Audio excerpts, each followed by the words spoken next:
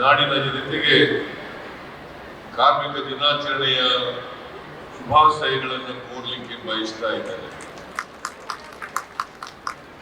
ಈ ಸಂದರ್ಭದಲ್ಲಿ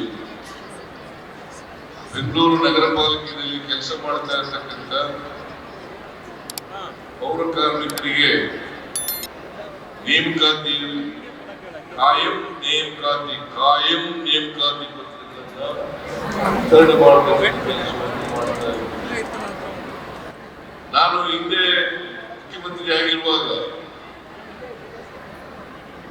ನೀವೆಲ್ಲರೂ ಕೂಡ ಬಹಳ ಜನ ಪೌರ ಕಾರ್ಮಿಕರು ಕಾಂಟ್ರಾಕ್ಟ್ ಮೇಲೆ ಕೆಲಸ ಮಾಡ್ತಾ ಇದ್ರು.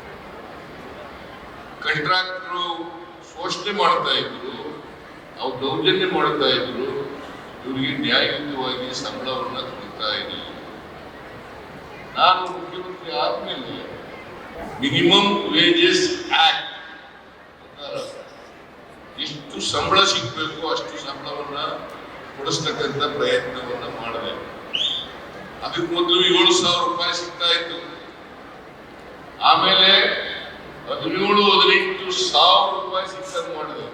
ಆಮೇಲೆ ನೇರವಾಗಿ ಪೌರ ಕಾರ್ಮಿಕರಿಗೆ ಸಂಬಳ ಕೊಡ್ತಕ್ಕಂಥ ಕೆಲಸವನ್ನು ಮಾಡೋದ್ರಿಂದ ಇವತ್ತು ಮಧ್ಯವರ್ತಿಗಳ ಹಾವಳಿ, ಕಾಂಟ್ರಾಕ್ಟರ್ಗಳ ಹಾವಳಿ, ಅನ್ಯಾಯ, ಅದರಿಂದ ನೀವು ಎಲ್ಲರೂ ಕೂಡ ಮುಕ್ತರಾದ್ರಿ ಅಂತಕ್ಕಂಥ ಮಾತುಗಳನ್ನು ಹೇಳಲಿಕ್ಕೆ ಬಯಸ್ತಾ ಇದ್ದೇನೆ.